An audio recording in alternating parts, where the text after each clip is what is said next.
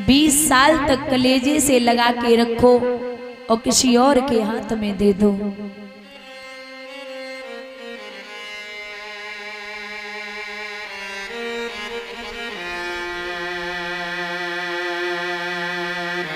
रो रही है माँ सीता।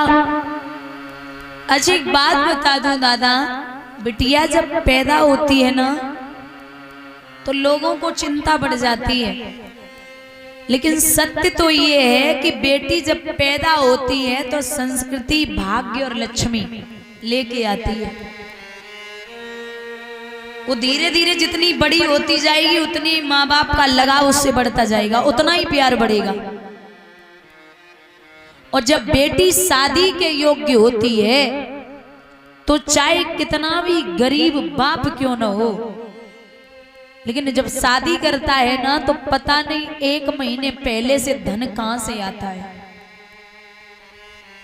अगर घर वाले 10-15 लाख रुपए मांग ले लड़के वाले तो कहीं से भी लाएगा, देगा। अगर ज्यादा मांग ले तो बाप अपने शरीर को गिरवी रखने के लिए तैयार हो जाता है। एक बात और, माँ तो रो के दिल हल्का कर लेती है, लेकिन बाप जिस समय लड़की तैयार होके आती है ना तो दादा बाप खुद के कपड़े बदलना भूल जाता है। बेटी को बढ़िया सजाएगा, पहनाएगा, अच्छे कपड़े लाएगा, लेकिन खुद महाराज सब भूल जाता है।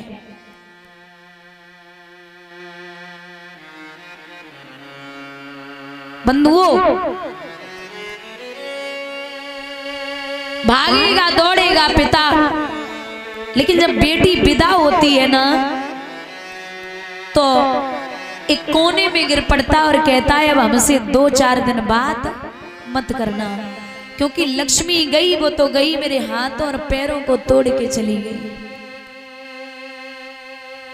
अब कुछ नहीं बचा। अच्छा, बहन की विदाई में सब रोते हैं, सब, लेकिन एक ऐसा व्यक्ति रोता जिसे नहीं रोना चाहिए, और वो है बेटी का भाई।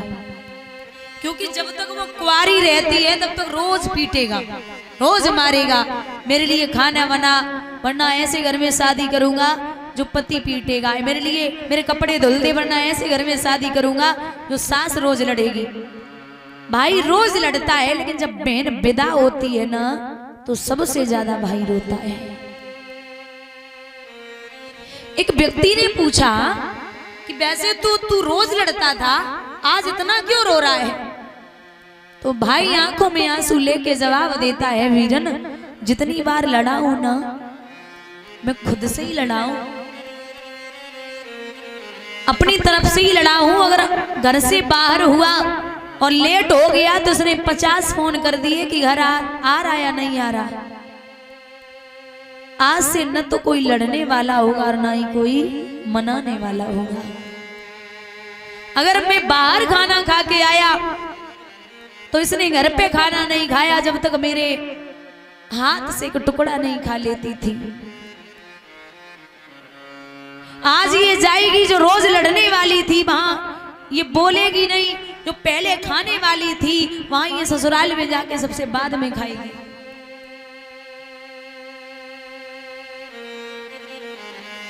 बहुत रोते हैं भाई,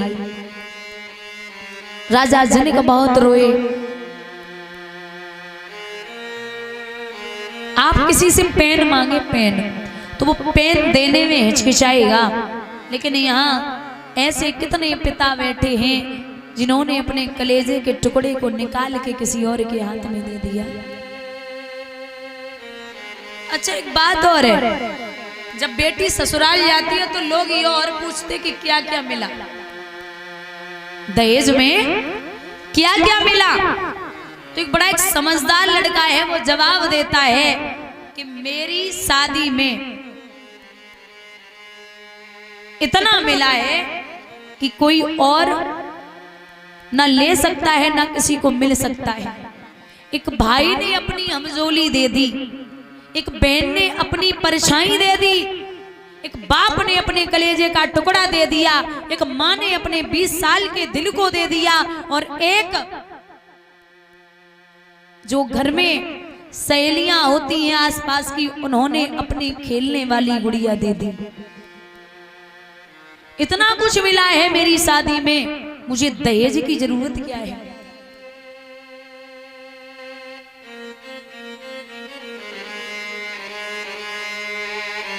पहले तो हर माँ बाप अपनी बेटी को सब कुछ देते हैं, कमी नहीं रखते, चाहे कितना भी दे दे, लेकिन लड़के वाले यही कहते हैं कि कुछ ज्यादा नहीं मिल पाया।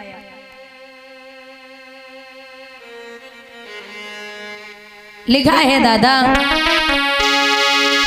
ओ दहेज के ठेकेदारों, तुम्हें अकल कब आएगी, और ये दहेज की बीमारी भारत से किस दिन जाएगी।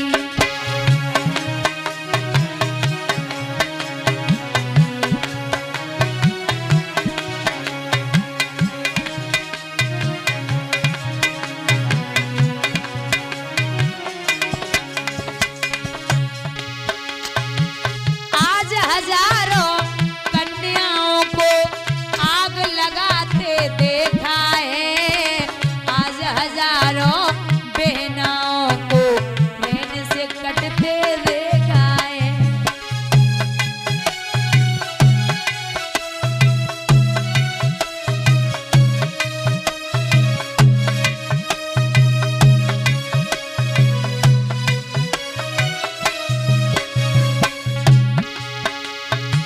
आज हजारों बहनों को जहर निगलते देखा है, आज हजारों कन्याओं को फांसी लगाते देखा है।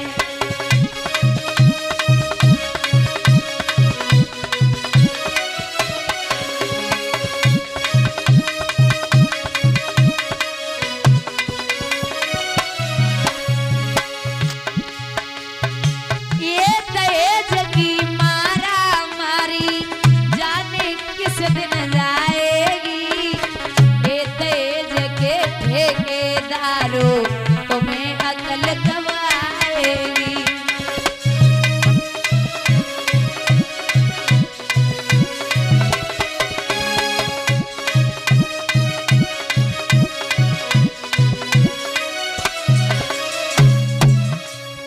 इस प्रकार से यहाँ विदा किया राजा जनक ने। तो कहते हैं कि रंग भूमि जो वशीय पगधारी, मोहे देख सकल नर नारी।